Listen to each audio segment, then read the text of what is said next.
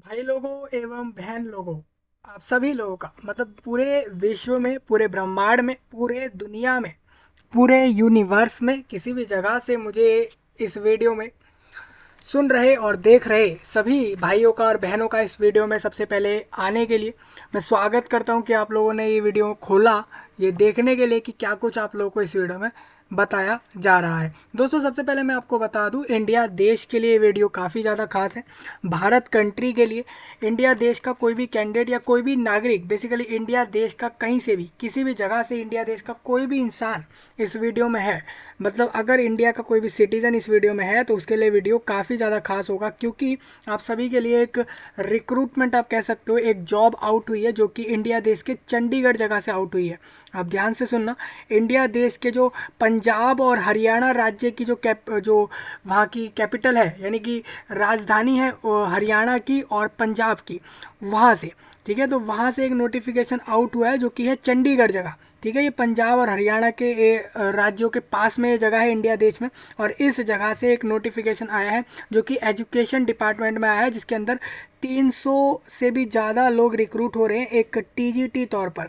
TGT मतलब होता है दोस्तों ट्रेंड ग्रेजुएट टीचर, मतलब अगर आप लोगों को टीचर्स की वैकेंसी चाहिए, अगर आप लोगों को टीजीटीज यानी कि टीचर के अंदर ट्रेंड ग्रेजुएट टीचर्स की जॉब चाहिए, जिसके लिए 303 वैकेंसी निकली है इंडिया देश के चंडीगढ़ जगह पर। हालांकि ये राज्य नहीं है, इसको लोग यूनियन टेरिटोरी में लेते हैं, यानी ये केंद्र शासित प्रदेशों में आता है, मतलब केंद्र का शासन होता है यहाँ पर, जो केंद्र होता है गवर्नमेंट ऑफ इंडिया में, उनका यानी यूनियन गवर्नमेंट द्वारा यहाँ पर शासन होता है इस जगह पर। ये सब इसलिए बता रहा हूँ क्योंकि आप लोगों को समझना जरूरी है कि यहाँ की कोई स्टेट गवर्नमेंट जैसा कुछ है नहीं इस जगह पे, ये यूटी है। ठीक है, तो मैं आप लोगों को साफ साफ बता दूं कि यहाँ पर एक रिक्रूटमेंट एजुकेशन विभाग में आया है 303 वैकेंसी पर। आप दोबारा ध्यान से सुने, 303 वैकेंसी पर एक रिक्रूटमेंट आ गया है। ठीक है, उसका नोटिफिकेशन फाइल आ गया है, मैं आपको सारा कुछ क्लियर कर देता हूँ। एलिजिबिलिटी क्या होगी, सैलरी कितनी मिलेगी, सिलेक्शन कैसे होगा, कैटेगरी वाइज वैकेंसी कितनी है। जैसे आप लोग इंडिया देश में किसी भी जगह से एससी हो, एसटी हो, इंडिया देश की कहीं भी किसी ऐसी जगह पर रहते हो और वहाँ के आप लोग अनुसूचित जाति हो, जनजाति हो, ओबीसी हो, ईडब्ल्यूएस हो, तो आप लोगों की कितनी वैकेंसी होंगी। ऑल इंडिया इसमें रिजर्वेशन होगा, साफ साफ बता दूं दोस्तों। दूसरा, इसमें यह भी बताऊंगा आप लोगों को कि कैटेगरी वाइज वैकेंसी कितनी है टोटल में। उसके बाद मैं ये बताऊंगा कि यहाँ पर जो सिलेक्शन होगा उसके लिए एक एग्ज़ाम होगा दोस्तों, वो मैं आपको बताऊंगा उसका एग्ज़ाम पैटर्न क्या है, सारा कुछ एक एक चीज़ मैं आपको क्लियर करूंगा इस रिक्रूटमेंट के बारे में। मतलब मेरा कहना ये है कि फॉर्म भरने से लेके जॉब मिलने तक का सारा प्रोसेस इस रिक्रूटमेंट में मैं क्लियर करूंगा। तो जो भी लोग अभी रोजगार नहीं है, वैकेंसी नहीं मिल रही, उनको नौकरियां नहीं मिल रही, लेकिन वो क्वालिफिकेशन रखते हैं, तो वो लोग अप्लाई कर सकते हैं। दोस्तों, ग्रेजुएट होना जरूरी होता है टीजीटीज का, हालांकि उनके पास उस सब्जेक्ट की भी क्वालिफिकेशन होनी चाहिए। हम देखते हैं किस किस सब्जेक्ट पर या किस चीज़ पर इसकी जो है वैकेंसियाँ आई हैं, सारा कुछ आप लोगों को क्लियर होगा। आप लोग एंड तक जरूर रहें, इंडिया के जितने भी लोग हैं, ऑल इंडिया लोग इसमें फॉर्म भर सकते हैं। और एक और चीज़ आपको बता दूं, यहाँ पर वेबसाइट का लिंक और अप्लाई लिंक और नोटिफिकेशन लिंक, मतलब कि इस रिक्रूटमेंट से जुड़ा जो भी लिंक होगा वो वीडियो के सही नीचे लोगों को दिया गया है, जिससे कि वो लोग आसानी से जाके अप्लाई कर दें। और ये जानकारी अगर आपको अच्छे से समझ आ जाए तो लोगों तक पहुंचा भी दे, जिससे कि उनका भी भला हो जाए। चलिए हम आगे बढ़ रहे हैं। 303 वैकेंसी यहाँ पर दी है। ठीक है, हाँ, ये जॉब आपकी गवर्नमेंट होगी भाई। देख सकते हो आप लोग, ये चंडीगढ़ का जो एडमिनिस्ट्रेशन है, आप ये कह सकते हो कि चंडीगढ़ में जो वहाँ के जो विभाग को संभाल रहे हैं, एजुकेशन विभाग को, उनके द्वारा ये नोटिफिकेशन आया है। आप लोग देखोगे रिक्रूटमेंट सेक्शन के अंदर आप लोग ये देख सकते हो कि notice regarding recruitment of TGT masters और मिस्ट्रेसेस, मतलब कि यहाँ पर दोनों ही रिक्रूट करने हैं इनको, मतलब टीजीटीज रिक्रूट करने हैं, सिंपल सी बात ये है। ठीक है, ये आप लोग यहाँ से देख सकते हो। एक चीज़ और आपको कहूँगा, मैंने इससे पहले आपको जूनियर बेसिक टीचर, अगर आप लोग चंडीगढ़ जगह पर जाके बनना चाहते हो, पढ़ाना चाहते हो, तो आप लोग जेबीटी की वैकेंसी पर अप्लाई कर लेना। उसकी फॉर्म डेट जल्दी ही क्लोज हो जाएगी, 20 तारीख में, आई थिंक 20-22 को ये क्लोज कर देंगे इसी महीने में, यानी आपके पास सिर्फ 1 वीक के करीब समय दिया गया है यहाँ पर एडमिनिस्ट्रेशन द्वारा। तो जितने भी लोग उस पर एलिजिबल है अप्लाई कर लें। हालांकि मैंने उसका नोटिफिकेशन वीडियो आपको अलग से दिया था, जिसमें उसके लिए मैंने एक एक चीज़ बताई थी, तो पहले आप वो वीडियो समझ लें। और अगर आप लोग कहोगे तो मैं उसका या इस वाली वैकेंसी का किसी एक का फॉर्म फिलअप आपको दूंगा, अगर आप लोग कहते हो तभी दूंगा, अदरवाइज उसमें नहीं दूंगा। मैं आपको साफ बता दूं, यहाँ पर जेबीटी नोटिफिकेशन में डिस्कस कर चुका हूँ, इस वीडियो में मैं आपके साथ डिस्कस कर रहा हूँ टीजीटी वालों का। जेबीटी में अच्छी खासी वैकेंसी है, उसमें भी 400 के करीब वैकेंसी दी है चंडीगढ़ जगह पे, और यहाँ पर टीजीटी के अंदर 303 वैकेंसियाँ यहाँ पर आउट हुई हैं। हालांकि ये वैकेंसी ज़्यादा तो नहीं है, 303 टीचर तो कुछ भी नहीं होते। अगर आप लोग चंडीगढ़ जगह भी बड़ी है और उस जगह पर 303 लोगों को ही वैकेंसी दोगे तो ये कहीं ना कहीं वैकेंसियाँ तो उतनी है नहीं। अब थोड़ा आगे बढ़ते हैं हम इसमें। रिक्रूटमेंट पे क्लिक करोगे आप लोग, नोटिफिकेशन पे आ जाओगे। देखिए ये शॉर्ट नोटिस है, इनवाइट नोटिस है। आप देखो ये कह रहे हैं, ये कल का नोटिस है, आप देख सकते हो 9 तारीख लिखा है। ये सही से प्रिंट नहीं कर पाया होगा मशीन, आपको दिखा दूँ। 9 तारीख है, 9 फरवरी 2024 का है ये नोटिस। और कह रहे हैं ऑनलाइन, ओनली ऑनलाइन एप्लीकेशन, मतलब सभी लोग ऑनलाइन फॉर्म भर लें जाकर। Application recalled through any other mode, मतलब कोई कैंडिडेट इसमें जो है ऑफलाइन मोड में फॉर्म नहीं भरेगा। किसी साइबर कैफे पे भी अगर जाके फॉर्म भरना है तो वो ऑनलाइन से ही भरे। ऐसा ना करे कि साइबर कैफे पे जाकर बोले कि भाई मेरा ये फॉर्म भर दो, मैं ये लेकर आया हूँ, चंडीगढ़ में वैकेंसियाँ निकली हैं। तो ऐसा नहीं कर रहा, ठीक है। सिंपल सी बात मैं कहूँगा दोस्तों, आप लोगों को इसके लिए फॉर्म भरना है जो वो ऑनलाइन भरना होगा इसी वेबसाइट से, जो वेबसाइट अभी आपको दिख रही थी, यहीं से फॉर्म भरना होगा। आपको बता दूं इसमें फॉर्म चालू होगा 26 तारीख में, 26 फरवरी से, और ये फॉर्म 18 मार्च को क्लोज हो जाएगा। तो कहीं ना कहीं आप लोगों को यहाँ पर समय मिला है 21 दिन का, यानी 3 वीक का समय यहाँ पर दिया है। और पेमेंट फीस पे करने के लिए 21 मार्च तक का समय इसमें मिल गया है, दोपहर में 2 बजे तक। याद रखें सिर्फ 2 बजे तक ही आप लोग 21 मार्च में पेमेंट कर पाएंगे, ठीक है। अब मैं एक बार वैकेंसी आप लोगों को बता दूं। ये देखिए साफ साफ कह रहे हैं कि यहाँ पर वैकेंसी कुछ इस तरीके से है। जो भी लोग एलिजिबल हैं, ये 303 वैकेंसी रेगुलर बेस पर होगी। मतलब कि ये जो इनके चंडीगढ़ जगह पर जितने भी इनके स्कूल्स हैं, डिपार्टमेंट ऑफ एजुकेशन में जितने भी इंस्टीट्यूट हैं या स्कूल्स हैं, वहाँ पर आप लोगों को जाना है। और वहाँ पर आप लोगों को इंग्लिश के टीचर पर या फाइन आर्ट्स के टीचर के लिए, हिंदी में, होम साइंस में, मैथमेटिक्स, म्यूज़िक और पंजाबी, संस्कृत और साइंस मेडिकल, और इसके अलावा साइंस नॉन मेडिकल के लिए। जैसे कि साइंस आपको पता है विज्ञान 2 तरह से, यहाँ पर एक मेडिकल नॉन मेडिकल हो गया, इसी में आपका सोशल स्टडीज़ रहेंगे, ये सारे सब्जेक्ट के। और पर डीपीई ये भी एक सब्जेक्ट है दोस्तों आप लोगों का, इसके लिए आप लोगों की यहाँ पर रिक्रूटमेंट हो रही है। देखिए मास्टर्स और मिस्ट्रेस मतलब हो जाता है महिला पुरुष दोनों की वैकेंसियाँ हैं, ये इस बात को क्लियर करते हैं। मैं थोड़ा आगे आपको बताना चाहूँगा कि जनरल वालों की वैकेंसी, एससी और ओबीसी और ईडब्ल्यूएस वालों की वैकेंसी कुछ इस तरीके से है। टोटल 303 वैकेंसी है, जिसमें से आप लोग डीपीई की देखोगे तो 35 है, जिसके अंदर ये लोग 6 लोग जनरल से लेंगे, एससी से 6 लोग ले लेंगे, ओबीसी से 9 और ओबीसी और ईडब्ल्यूएस से 4 लोग लेंगे। सेम इंग्लिश में ये कह रहे हैं 14 लोग रिक्रूट करेंगे हम। 14 में से हम 6 इंग्लिश में जनरल से लेंगे, ओबीसी से हम लोग 4 लोगों को लेंगे, अनुसूचित जाति से 3 लोगों को लेंगे। तो टोटल इस तरीके से 14 लोग ले लेंगे। मैं आपको बता दूं दोस्तों, जैसे आप 54 वैकेंसी देखोगे, इनको फाइन आर्ट्स के टीचर्स चाहिए रिक्रूट करने, टीजीटी, जिसमें ये लोग 54 लोगों को जॉब देंगे, जिसमें से कह रहे हैं कि 24 लोग तो जनरल के होने चाहिए, एससी के 10 और ओबीसी के 15, ईडब्ल्यूएस के 5। और इसी में अगर आप लोग डिसेबल्ड हो तो डिसेबिलिटी वाले 2 लोग लेंगे, जिसमें ओएच और एचएच वाले डिसेबिलिटी वाले आ जाएंगे। और ईएसएम यानी कि एक्स सर्विसमैन, वो लोग जो नेवी, आर्मी, एयरफोर्स में जाकर काम करके आए हैं और अगर उनको यहाँ पर आना हो इस वैकेंसी पर, तो 5 वैकेंसियाँ उनके लिए दी हैं इसमें फाइन आर्ट्स के लिए। तो मुझे उम्मीद है आप लोग हिंदी, होम साइंस और बाकी मैथमेटिक्स और सारे सब्जेक्ट की वैकेंसियाँ इस तरीके से समझ लोगे। सबसे ज़्यादा वैकेंसी पर रिक्रूट होने वाले यहाँ पर जो टीचर्स होंगे वो होंगे फाइन आर्ट्स के लिए। फाइन आर्ट्स में लोग ज़्यादा चाहिए, उसके बाद इनको साइंस में नॉन मेडिकल वाले ज़्यादा चाहिए। मैं आपको बता दूं यहाँ पर एक बार मैं डिसेबिलिटी वालों के लिए फुल फॉर्म क्लियर करूँगा कि ये वीएच और ओएच और एचएच क्या है, लोगों को समझ आना चाहिए। सबसे पहले रिजर्वेशन जितने लोगों को भी मिलेगा, इन्होंने कहा है गैजेट ऑफ इंडिया में जिनके लिए भी मिनिस्ट्री ऑफ सोशल जस्टिस के अंदर लिखा हुआ है तो उसके हिसाब से मिलेंगे। मतलब ये कह रहे हैं कि 2021 के 4 जनवरी तक जो नोटिस में दिया गया कि गवर्नमेंट ऑफ इंडिया ने कहा किस किस का रिजर्वेशन है वैकेंसी में, वही यहाँ पर फॉलो होगा। कैंडिडेट मान के चले डिसेबिलिटी वाली वैकेंसी लेता है या ईएसएम वाली वैकेंसी लेता है तो वो उन्हीं में से लेगा। मतलब या तो आप कैटेगरी वाली वैकेंसी लो या फिर आप डिसेबिलिटी वाली या फिर ईएसएम वाली लो। मतलब कोई भी 2 पर रिजर्वेशन क्लेम ना करें, किसी की एक की वैकेंसी को ही लें।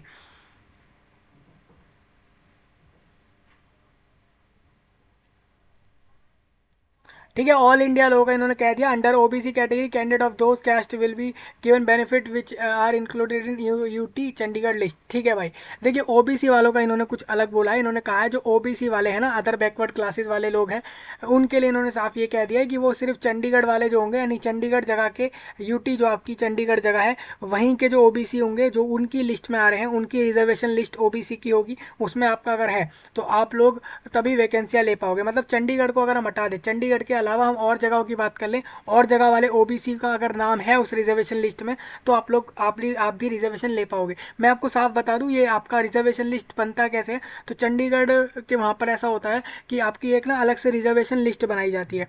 रिजर्वेशन लिस्ट होती है, वो लिस्ट के लिए आप लोग अप्लाई करते हो कि आप लोग ओबीसी हो, आपको बेनिफिट मिल जाए। तो चंडीगढ़ की जो लिस्ट आएगी उसमें आप लोगों को इसके लिए अप्लाई करना होता है। अगर आप कहोगे तो फिर कभी मैं आपको बता दूंगा।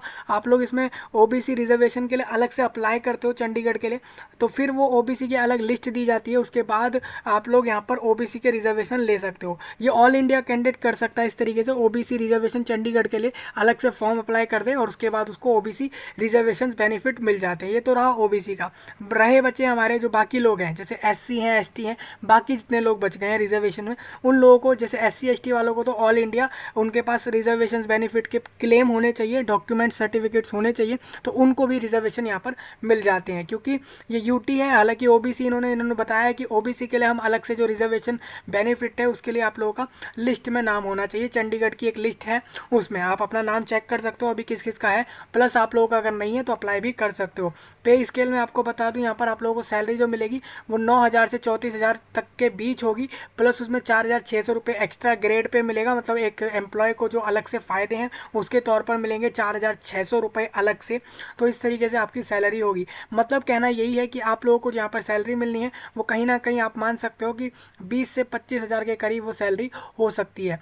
अगर इस ग्रेड पे की बात करूँ, एक्चुअल अमाउंट इन्होंने यहाँ पर अभी दिया नहीं है, वो कितना है वो आप यहाँ से अंदाज़ा नहीं लगा सकते। ठीक है, एप्लीकेशन आप एक बार प्रीवियस वालों का एक बार सैलरी देखो कि पिछली बार वालों का क्या रहा है, फिर उसी हिसाब से आपका रहेगा। मैं आपको बता दूं, यहाँ पर आपको फॉर्म के जो रुपए देने हैं वो यहाँ पर 1,000 रुपये देने हैं। अगर आप अनुसूचित जाति से हो तो 500 रुपये में भी आपका फॉर्म जमा हो जाएगा। ठीक है, और जितने डिसेबल्ड वाले अपने भाई बहन हैं उनको फीस नहीं देनी बिल्कुल भी। ऑल इंडिया डिसेबल्ड वालों को इस वैकेंसी पर फीस नहीं देनी है, ये चीज़ें साफ लिखी हुई है। ये चीज़ आप यहाँ से देख भी सकते हो, ये सारे पॉइंट इसमें यहाँ पर दिए गए हैं। मेरिट लिस्ट कैसे बनेगी, जो भी लोग सिलेक्ट हो जाते हैं इन वैकेंसी पे, जो 303 लोगों को वैकेंसी मिलनी है उसकी एक अलग से लिस्ट निकालेंगे यहाँ पर चंडीगढ़ एडमिनिस्ट्रेशन, जो कि यहाँ पर अलग से लिस्ट निकाल के बताएगा कि हाँ भाई आप लोगों का सिलेक्शन हो गया। वो लिस्ट निकलेगी आपके एक एग्ज़ाम के बेस पर, जो एग्ज़ाम ऑब्जेक्टिव में रहेगा। मतलब कि वो एग्ज़ाम में 4 ऑप्शन होंगे हर क्वेश्चन में और उसका एक ऑप्शन सही होगा। इस तरीके से MCQ में पूरा पेपर होगा। उसको पास करने वाले जितने भी लोग होंगे उन्हीं को यहाँ पर जो है सिलेक्शन मिलेगा। बेसिकली उनका फिर डॉक्यूमेंट वेरीफाई होगा और उनको जॉब मिल जाएगी, बाकी लोगों को नहीं मिलेगी। साफ साफ बता दूं दोस्तों, 150 नंबर का एग्जाम होना है, उसमें से कम कैंडिडेट को 40% से ऊपर मार्क्स लाने हैं। यानी वो कैंडिडेट जो 60 से ऊपर नंबर ले आएगा तो उसको कहीं ना कहीं चांसेस इतने कन्फर्म्ड है कि उसको वैकेंसी मिल ही जाएगी। ठीक है, अब मान के चले बहुत सारे लोग ऐसे निकले जिन्होंने 60 से ज़्यादा नंबर ले आए, 70, 80, 90 इस तरीके से नंबर बहुत से लोग ले आए, तो ऐसे में सिलेक्शन उन्हीं को मिलेगा जो टॉप के 303 लोग होंगे। ठीक है, हालांकि इसमें कोई इंटरव्यू नहीं होगा, डायरेक्ट डॉक्यूमेंट वेरीफाई होंगे और आप लोगों को ये वैकेंसियाँ मिल जाएंगी। ठीक है, नंबर ऑफ वैकेंसी वेरी कर सकते हैं। नंबर ऑफ वैकेंसी 300 से 500, 600, 1000 करीब हो सकती हैं। हो सकता है ये वैकेंसी 303 की जगह ये हो जाए 103 हो जाए, 205 हो जाए, तो ये चेंजेस देखने को मिल सकते हैं। जो चंडीगढ़ एडमिनिस्ट्रेशन है एजुकेशन का, वो कहता है कि हम इन वैकेंसियों में आगे अगर कोई चेंज कर दें तो आपको वो मानना होगा। ये हमारे पास राइट होते हैं। ठीक है, और ये सही बात है। Director school education Chandigarh administration द्वारा ये नोटिस है जो मैंने आपको दिखा दिया। ठीक है भाई, अब मैं थोड़ा आगे बढ़ूंगा। ये डिटेल्ड नोटिफिकेशन आपके सामने आ चुका है। देखिए, ये एजुकेशन डिपार्टमेंट है चंडीगढ़ एडमिनिस्ट्रेशन, जो 4th नंबर ऑफ फ्लोर पर एडिशनल डियोलेक्स बिल्डिंग, सेक्टर 9D और चंडीगढ़, ये इनका मेन ऑफिस है जहाँ से ये चंडीगढ़ के एजुकेशन विभाग के अंदर नोटिस भी निकालते हैं और वहीं से ये एजुकेशन विभाग को ऑपरेट करते हैं पूरे चंडीगढ़ यूटी में। मैं आपको बताता चलूँ, रिक्रूटमेंट नोटिस जो रहेगा इसमें TGT पोस्ट के लिए, उस ये कल ही आ गया था। ये डिटेल्ड नोटिस अब आप अपने स्क्रीन पर देख रहे हो। इसके अंदर फॉर्म का समय मैंने बता दिया, 26 तारीख को सभी रेडी हो जाएं। 11 बजे से फॉर्म चालू हो रहा है और फिर वो डायरेक्ट 18 मार्च तक 5 बजे में शाम को क्लोज होना है। थोड़ा आगे बढ़ेंगे दोस्तों, जो 303 वैकेंसियां है ना, इसकी संख्या जैसे मैंने आपको बताई थी वही यहाँ पर दोबारा दी गई है। मैं आपको बता दूं, VH मतलब होता है विजुअली हैंडीकैप्ड और OH मतलब भी इसी के अंदर होता है। HH मतलब हियरिंग, हार्ड ऑफ हियरिंग, मतलब कि कैंडिडेट को सुनने में ज़्यादा दिक्कतें होती हैं तो वो उसकी डिसेबिलिटी हो जाएगी, तो वो HH कहलाती है। तो ये डिसेबिलिटी की फुल फॉर्म मैं इसलिए कह पा रहा हूँ क्योंकि इनकी फुल फॉर्म लोगों को पता होती हैं, हालांकि नहीं पता है तो एक बार डिसेबिलिटीज़ का पूरा चार्ट देख लो, जो ब्राउजिंग पे आप लोग किसी भी ब्राउज़र पर जाकर सर्च कर सकते हो कि all disabilities abbreviation with full form, इस तरीके से डालोगे तो वो आपको मिल जाएगा। ठीक है, इस तरीके से आप लोग पता कर सकते हो कि आपकी डिसेबिलिटी इनमें से कौन सी है। तो इस बात का थोड़ा सा ध्यान रखें, कहीं ऐसा ना हो कि आप VH को कुछ और समझ के चले जाएं और वहाँ पे कुछ और निकले, इसीलिए मैं आपको कंफर्म नहीं कर रहा हूँ, मैं आपको यही कह रहा हूँ कि आप लोग पहले उसको चेक करो। ठीक है, अब मैं आपको बताऊंगा जैसे जनरल साइंस के लिए आप लोग अगर अप्लाई करते हो, एक एक सब्जेक्ट के लिए बताता हूँ। जनरल साइंस नॉन मेडिकल पे अप्लाई करोगे तो कैंडिडेट का ग्रेजुएट होना जरूरी है with physics chemistry and mathematics, मतलब कि कैंडिडेट ने जो है रिकॉग्नाइज्ड यूनिवर्सिटी, किसी भी यूनिवर्सिटी उसने PCM में ग्रेजुएशन कर लिया हो विद 50% मार्क्स के साथ। एग्रीगेट मतलब होता है, एग्रीगेट ये होता है कि आप फिजिक्स केमिस्ट्री मैथ में अलग अलग से 50 टोटली 50% से ज़्यादा मार्क्स ले आए हों। प्लस ये कहते हैं कि बैचलर ऑफ एजुकेशन डिग्री आपका होना ज़रूरी है, या फिर आपने जो है यहाँ पर जो कि NC national council teacher education द्वारा वेरीफाई किया हो उस सर्टिफिकेट को, उस डिग्री को, जो कि B.Ed में होनी चाहिए, क्योंकि TGT में B.Ed एक्सेप्ट हो जाता है। विद साइंस में होना चाहिए या मैथ्स में होना चाहिए, एक टीचिंग सब्जेक्ट के तौर पर किसी भी एक सब्जेक्ट का ले लिया जाएगा B.Ed, ये तो आप मान लो। प्लस ये कह रहे हैं कि पास आपका होना चाहिए CTET पेपर दो एक CTET नाम से एक एग्जाम होता है जो CBSE द्वारा कराया जाता है इंडिया देश में, जो कि बहुत लोग फॉर्म भरते हैं। CTET पेपर 2 जिसने पास करा होगा वो इसमें जा सकता है आसानी से। ठीक है, हाँ, CTET पेपर 2 तो पास होना ही चाहिए TGT वालों को अप्लाई करने के लिए, मतलब एक डिग्री हो प्लस उसके बाद B.Ed का डिग्री अलग हो प्लस CTET पास अलग हो, इतना सारा क्वालिफिकेशन लिया जाता है इस रिक्रूटमेंट में। या फिर आप ऐसा भी कर सकते हो, आपने 4 साल का BSc B.Ed कंबाइंड किया होगा तो भी आप फॉर्म भर सकते हो। ठीक है, हाँ ये चीज़, लेकिन CTET पास चाहिए इनको पेपर 2, क्योंकि CTET पेपर 2 TGT 6 से 8 क्लास के लिए होता है। जनरल साइंस मेडिकल पे अप्लाई करने के लिए क्वालिफिकेशन एक बार सभी लोग देख लें, इसी तरीके से सोशल साइंस टीचर के लिए भी एक बार देख लें। और थोड़ा मैं आगे बढ़ूंगा, मैथ्स टीचर पे अप्लाई करना है तो उसके लिए भी CTET पेपर 2 पास चाहिए इनको, प्लस ग्रेजुएट चाहिए मैथ्स की फील्ड में, मतलब कि जिस फील्ड में अप्लाई कर रहे हो उस फील्ड के अंदर एक डिग्री हो, प्लस उसके बाद B.Ed हो, उसके अंदर भी 50% से ज़्यादा मार्क्स हो, उसके साथ साथ CTET पेपर 2 पास हो उस सब्जेक्ट में, तो आप लोग फॉर्म आसानी से भर पाओगे। तो इस चीज़ को पूरा एक बार अच्छे से आप लोग देखें। पंजाबी, संस्कृत और फिजिकल, देखिए DPE मतलब था दोस्तों, फिजिकल एजुकेशन को PE बोल दिया इन्होंने, और DPE मतलब हो जाता है यहाँ पर डायरेक्ट फिजिकल एजुकेशन मान लो, मतलब DPE का पूरा मतलब यही है, फिजिकल एजुकेशन उस पोस्ट का नाम है। ठीक है, ये सब्जेक्ट है। अगर आप इसके लिए जाओगे तो उसके लिए आप लोगों का DP.ED चाहिए होगा इनको, यानी डिप्लोमा इन फिजिकल एजुकेशन चाहिए, या फिर बैचलर इन फिजिकल एजुकेशन भी होगा लोगों के पास, तो भी वो फॉर्म भर सकते हैं। या तो डिप्लोमा हो उस फील्ड में या फिर डिग्री भी होगी तो भी आप इस पर भर सकते हो। फाइन आर्ट्स के लिए सिंपल फाइन आर्ट्स के अंदर डिग्री चाहिए 50% मार्क्स के साथ, बस, और इसके अंदर कुछ भी नहीं चाहिए। तो ये वैकेंसी तो बहुत आसानी से लोग ले ही सकते हैं। होम साइंस वाले भी देख लें, म्यूज़िक वाले भी देख लें, तो वैकेंसियाँ तो कम ही हैं, हालांकि सब्जेक्ट्स की जो है वेरिएशन लोगों के लिए कुछ ज़्यादा ही यहाँ पर दिख रही है। सिर्फ 303 लोगों को यहाँ पे वैकेंसी मिलनी है। मोड ऑफ सिलेक्शन आपको बता दूँ, एग्ज़ाम स्कीम मैं आपको बताऊँगा जिसके बेस पर मेरिट लिस्ट बनानी है। देखिए 150 मार्क्स में पेपर देना है इनको, जिसमें पार्ट ए और पार्ट बी रखना है। टोटल नंबर ऑफ क्वेश्चंस भी 150 होंगे। आप याद रखना दोस्तों, हर क्वेश्चन में आप लोगों को एक से ज़्यादा ऑप्शन, चार ऑप्शन मिलने वाले हैं। ठीक है, ये एग्जाम एक शिफ्ट में भी हो सकता है, एक से ज़्यादा शिफ्ट में भी हो सकता है। ठीक है, क्वालिफाइंग मार्क्स होंगे हर पार्ट को, मतलब पार्ट ए और पार्ट बी दोनों को 40% मार्क्स लाके अलग से पास करना है कैंडिडेट को, इस बात का ध्यान रखना। मैं आपको बता देता हूँ, जैसे कि आप लोग देखोगे टोटल आपको समय मिलेगा, पार्ट ए को 50 मिनट में ख़त्म कर दो एक ही शिफ्ट में, और पार्ट बी को 100 मिनट में ख़त्म करो, ये आपके पास टोटल समय मिलेगा, यानी कि आपको टोटल 150 मिनट ही मिलेंगे। लेकिन पहले पार्ट के लिए 50 मिनट और दूसरे पार्ट के लिए 100 मिनट देनी है इनको। पार्ट ए में 50 क्वेश्चन 50 मार्क्स में ले लेंगे, पार्ट बी में 100 क्वेश्चन 100 मार्क्स और 100 ही मिनट देंगे, यानी कि जितने क्वेश्चन है उतने ही मार्क्स हैं और उतना ही मिनट आपको समय दे रहे हैं। ये इन्होंने साफ साफ एक कैलकुलेशन बहुत अच्छी लगाई है। मैं आपको बता दूं, नंबर ऑफ MC कुछ इस तरीके से हैं। पार्ट ए में जनरल अवेयरनेस और रीजनिंग, अर्थमेटिकल और numerical ability 12 question, information and communication technology यानी कि ICT और टीचिंग एप्टीट्यूड एंड पेडागोजी के 12 क्वेश्चन दे रहे हैं। टेस्ट ऑफ इंग्लिश, हिंदी और पंजाबी लैंग्वेज पूछेंगे। पंजाबी लैंग्वेज दोस्तों आप लोगों के यहाँ पर 3 से 4 क्वेश्चन ही देखने को मिलेंगे उस लैंग्वेज के। मैं इतना श्योर कर रहा हूँ कि 4 क्वेश्चन तो कम से कम आप देखोगे ही पंजाबी के। देखिए यहाँ लिखा भी है, यहाँ पर लिख दिया इन्होंने 4 क्वेश्चन पंजाबी में दे रहे हैं, इंग्लिश में 5 देंगे, हिंदी में भी 5 देंगे, इस तरीके से देंगे। तो पंजाबी इतनी सीख लो कि ये 4 क्वेश्चन निकाल लो। हालांकि ये 4 क्वेश्चन आपने नहीं भी निकाले तो भी कुछ ज़्यादा खास फर्क पड़ेगा नहीं। आपको इतना याद रख के जब आप जॉब कर रहे होगे तो काफ़ी लोग आपसे पंजाबी में बात करेंगे और वहाँ आप नहीं समझ पा रहे हो तो वो आपके लिए थोड़ा एक गलत नैरेटिव में चला जाएगा। एक चीज़ और आपको बता दूं, पार्ट बी में 100 क्वेश्चन हैं, 100 नंबर का पेपर है, 40 में से 40 से ज़्यादा नंबर इधर लाने हैं। 50 क्वेश्चन जो आपके पार्ट ए में है वहाँ पर भी कैंडिडेट को जो है 20 से ऊपर नंबर लाने हैं, यानी 20 अलग वहाँ से ऊपर लाओ, 40 इधर अलग से लाओ और टोटल मिलाकर भी आप लोग पास कर जाओ। मतलब कि हर पार्ट को अलग अलग से पास करेगा कैंडिडेट, तभी वो पास माना जाएगा।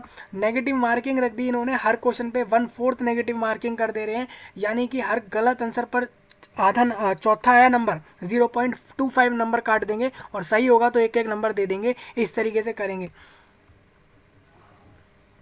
देखिए पार्ट बी में मैं साफ साफ बता दूं, जो 100 क्वेश्चन है ये लोगों के लिए ज़्यादा जरूरी हो जाते हैं, क्योंकि ये उनके सब्जेक्ट पे डिपेंड करते हैं। जैसे किसी कैंडिडेट ने इंग्लिश सब्जेक्ट की वैकेंसी लेनी है तो वो इंग्लिश सब्जेक्ट वाले 100 क्वेश्चन देखेगा, पूरे इंग्लिश के और ऊपर ही वो देखेगा सारी चीज़ें।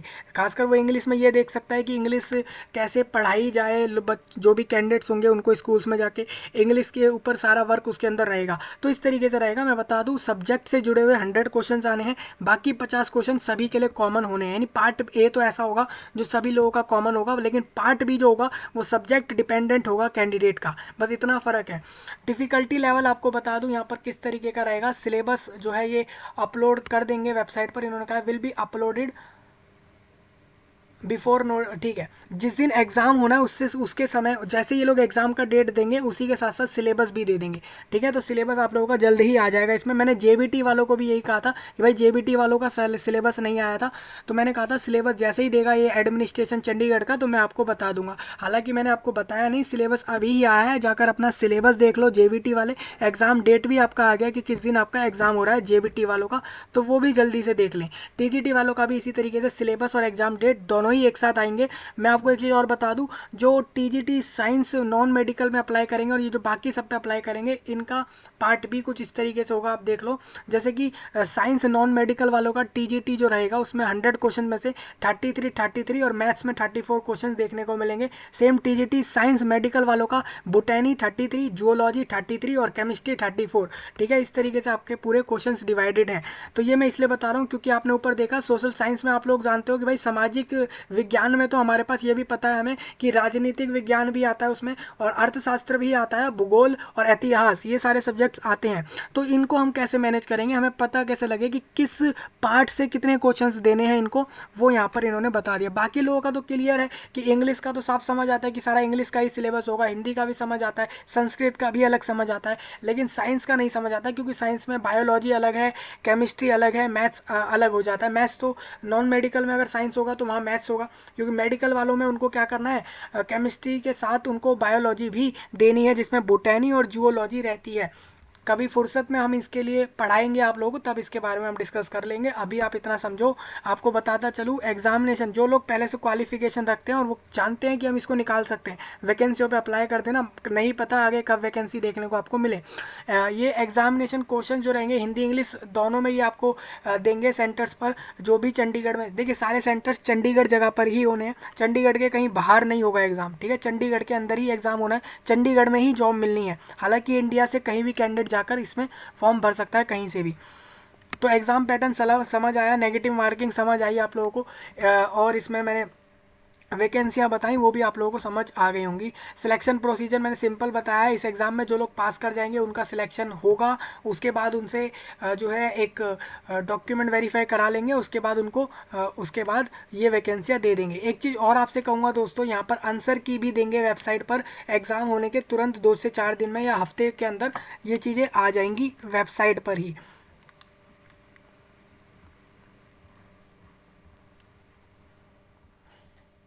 देखिए इस एग्ज़ाम को पास करने के बाद ओरिजिनल डॉक्यूमेंट का स्क्रूटाइनी होगा। स्क्रूटाइनी मतलब ये होता है कि आप लोगों का ये चेक करते हैं कि भाई आपने जो फॉर्म में दिया वो सच में आप लोगों के पास है या नहीं है। मैं आपको बता दूं, ये डॉक्यूमेंट वेरीफाई करने के लिए 3 टाइम्स यानी कि लगभग 900 लोगों को बुलाएंगे, क्योंकि 300 इनकी वैकेंसियाँ हैं, तो 900 लोगों को ये बुलाने वाले हैं आपके डॉक्यूमेंट वेरीफाई कराने के लिए, ठीक है।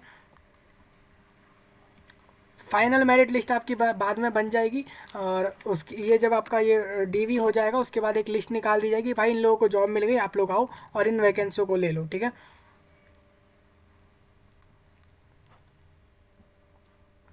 हाँ, तो यही पूरा प्रोसेस था। अब ये लोग कहेंगे भाई एज तो आपने बताई नहीं कि एज कितनी चाहिए हमें इसमें अप्लाई करने के लिए, तो एज साफ साफ है 21 से 37 वाले एज वाले लोग फॉर्म भर सकते हैं। अगर कैंडिडेट अनुसूचित जाति में है तो उसको 5 साल अपने अपर एज में जोड़ने हैं, ओबीसी है तो उसको 3 साल जोड़ने हैं। हालांकि ओबीसी चंडीगढ़ लिस्ट में अगर उसका है तभी वो जोड़े अपने 3 साल इसके अंदर, नहीं तो नहीं जोड़े, ठीक है। मैं इसको साफ साफ बता दूँ, ये इन्होंने ईएसएम और डिसेबल वाले अपने 10 साल जोड़ लें अपर एज में। एक चीज़ और कहूँगा, जो ओबीसी कैटेगरी में है, जो लोग यूनियन टेरिटरी चंडीगढ़ के लिस्ट में आ रहे हैं ना, उन्हीं लोगों को अपने अपर एज में 3 साल जोड़ना है, ठीक है। ओबीसी वालों का लफड़ा हर जगह फंस जाता है, देखोगे आप ओबीसी वालों का यहाँ भी फंस रहा है। और ओबीसी का आप देखोगे दिल्ली रिक्रूटमेंट में भी जो DSSS भी देता है उसमें भी वो यही कह देता है कि दिल्ली के बाहर वाले ओबीसी जितने हैं वो लोग, अगर दिल्ली लिस्ट में है वो लोग, अगर दिल्ली में उनका नाम उन्होंने रजिस्टर कराया हुआ है तो वो लोग उससे बेनिफिट लेंगे, नहीं तो वो नहीं लेंगे। कहीं ना कहीं जैसा इनके लिए भी बोला है, चंडीगढ़ यूटी ने भी यही बोल दिया। हालांकि दिल्ली भी यूटी है और चंडीगढ़ भी यूटी है, तो दोनों में आप लोग देखोगे वो सेम प्रोसेस चला रहे हैं।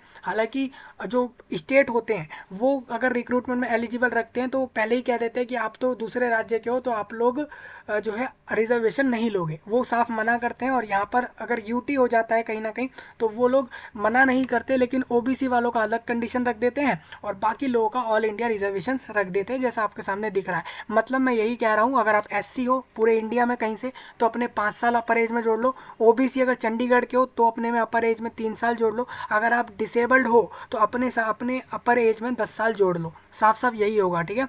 कॉन्ट्रैक्ट टीचर जो है, मान के चले कोई गेस्ट टीचर है, कोई अभी कहीं ना कहीं गवर्नमेंट स्कूल जो चंडीगढ़ में है वहाँ पर कहीं ना कहीं पढ़ा रहा है एक गेस्ट टीचर के तौर पर या इनमें से किसी में भी, तो उसको भी रिलैक्सेशन ये दे रहे हैं। तो उसके रिगार्डिंग इन्होंने सारी चीज़ें लिखी हैं, एक बार आप लोग इसको चेक कर लें।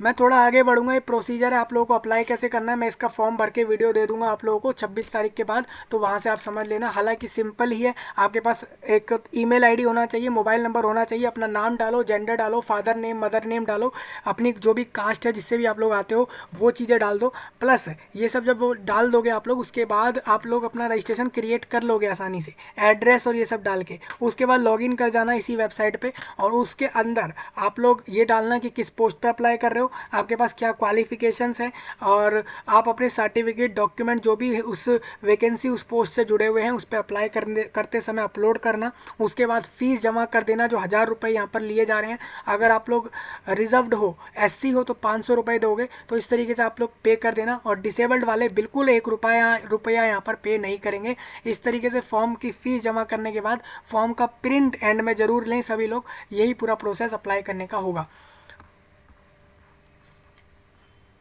ठीक है भाई।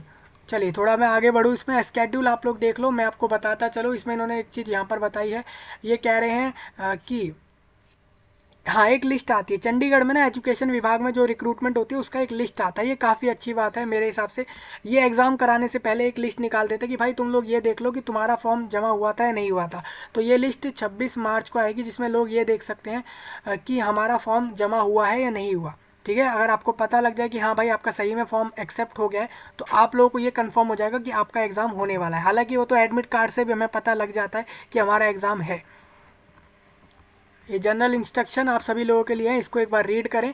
और ये पूरा नोटिफिकेशन आपके साथ डिस्कस हो गया, एग्जाम पैटर्न डिस्कस कर दिया है, सिलेबस पिछली बार वाला देख लो अगर आप अभी प्रिपरेशन कर रहे हो। हालांकि सिलेबस मैं बता दूं, फॉर्म क्लोज होने तक, यानी ये इस महीने के आखिर तक इसमें आपको सिलेबस मिल जाएगा, इतना श्योरिटी मैं रख रहा हूँ। फेब्रवरी में कन्फर्म्ड सिलेबस आपका इसमें आ जाएगा, फेब्रवरी में ही आ जाएगा, इतना तो कन्फर्म्ड है। क्योंकि जेबीटी वालों का फॉर्म बंद नहीं हुआ, उससे पहले ही सिलेबस दे दिया, तो आपका भी आ जाएगा। हाँ जेबीटी वाले अपना नोटिस देख लें, वो मैं इसमें डिस्कस नहीं कर रहा। वो लोग एक बार जल्दी से जाकर सिलेबस और आपका जो भी एग्ज़ाम पैटर्न है उसको एक बार अच्छे से समझ लें। आपका कोई अभी भी इस नोटिफिकेशन में कोई डाउट रह गया हो तो आप लोग कमेंट में बता सकते हो। ऑल इंडिया लोग फॉर्म भर सकते हैं और पूरे विश्व में इस जानकारी को शेयर करें, पूरे ब्रह्मांड में कोई आपका कोई भी डाउट रहता है कि इस वैकेंसी से जुड़ा है किसी और से जुड़ा है, आप बता सकते हो।